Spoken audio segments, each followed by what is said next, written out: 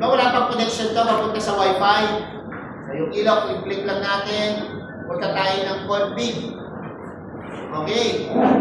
Tapos, punta lang tayo ng wireless. Wireless.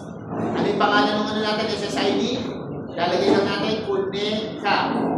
Tapos, i-click lang natin to, itong WP2 personal. Lalagay lang natin yung password, basta admin 2345. Then, close na natin. Alright, so let's wait. Mamaya, magkukonect dito yan, dapat. O yun, nag-connect na ba?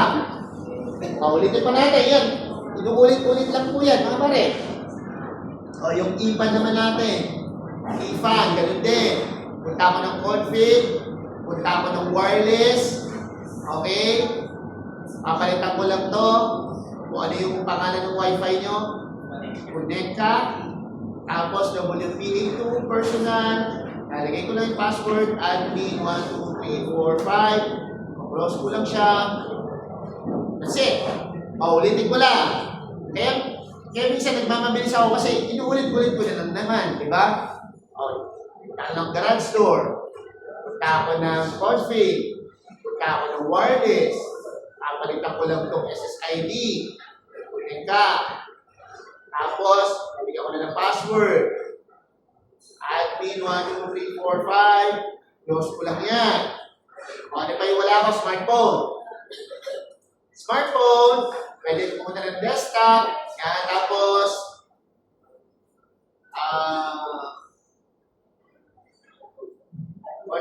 config, wireless.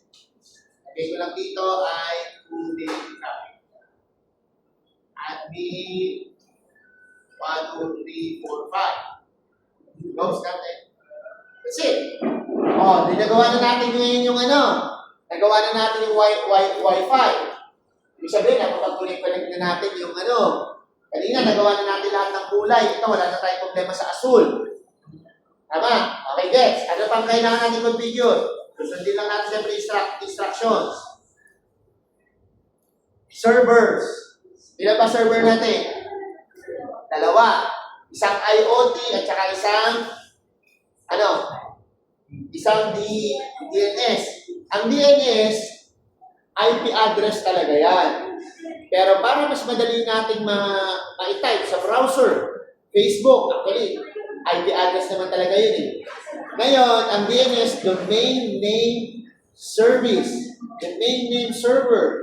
Ibig sabihin, the IP address will be translated into a name, into a domain.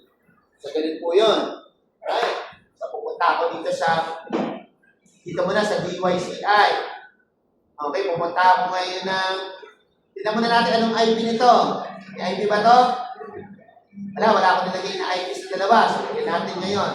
Ilagay natin dito, yung kulay, lagyan mo natin yung kulay, pati tayo mo nito. Kahit ito, orange. Ano ba yun? Siguro kulay ba yun? So, ito, wala pa tayo. Tama.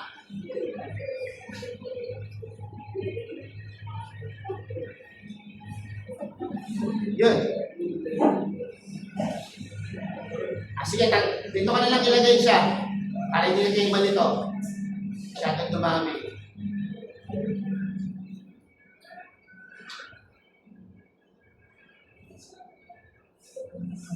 Dito ko na lang siya ilagay yung server sa dito.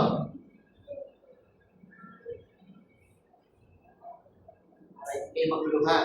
So, isasama ko na lang siya dito sa green. Kasi dito naman, nasa kabila.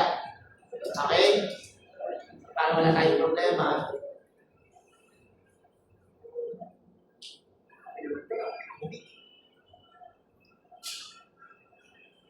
Isama ko na lang siya dito. Gawin ko na lang siya port. Okay? Maglagay na ako ng isa pang cable.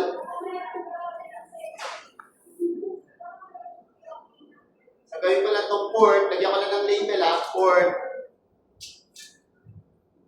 O, ibibigay ko sa inyo ito mamaya. Itong topology na to. Tapos, ulitin nyo na yung ginawa ko. Kailangan pag-connect nyo na. O, so port, lagyan natin ng port. 192.168.10.4. Ano yung gateway? 192.168.10.4. 50. Click natin dito. Ito na desktop. IP configuration. 192.168.10.4. Tapos 192.168.10.50. Okay po. So, tandaan lang natin to, yung 4, di ba yun yun? Copy. Pupunta ako ngayon na kasi nakalagay akong DNS, DYCI. Pupunta ako ng services. Yan, services. Ngayon, sa services, meron ako ditong DNS. Nakita niyo DNS? Click ko lang po yan. I-on ko lang kasi naka-off. O ano nga pangalan natin?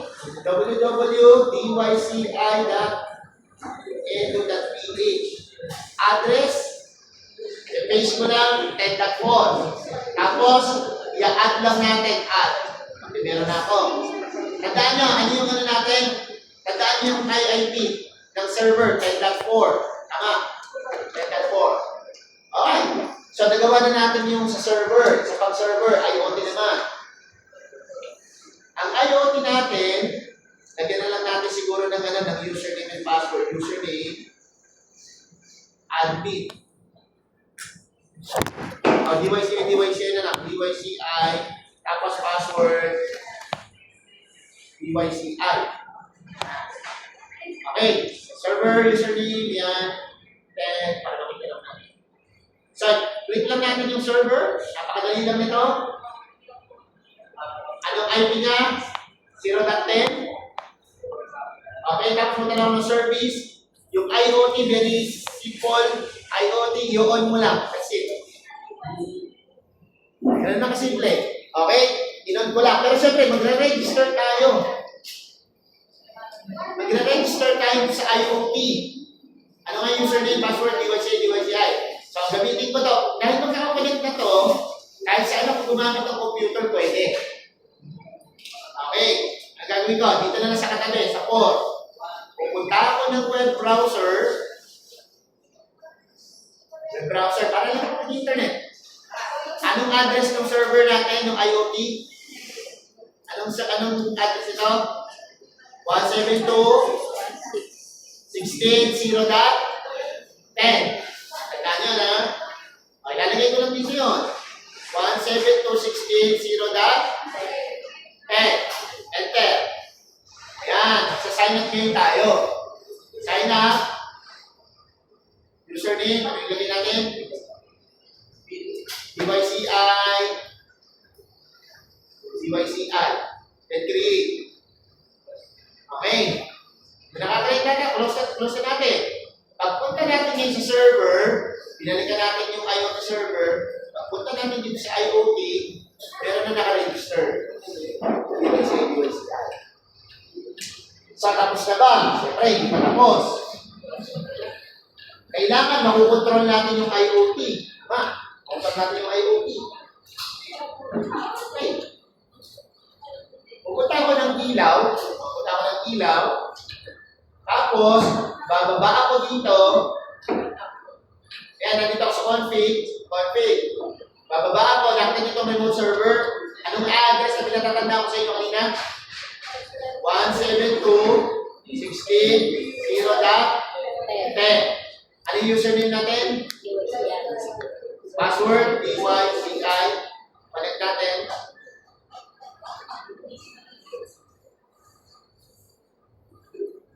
So, yun. Pag nag-refresh, palatandaan nun, tama, kumonek na siya doon sa server. Pero pag hindi kumonek, may problema kayo, there's something wrong. Alright? So, ulitin lang muna natin. Punta ako ng E5.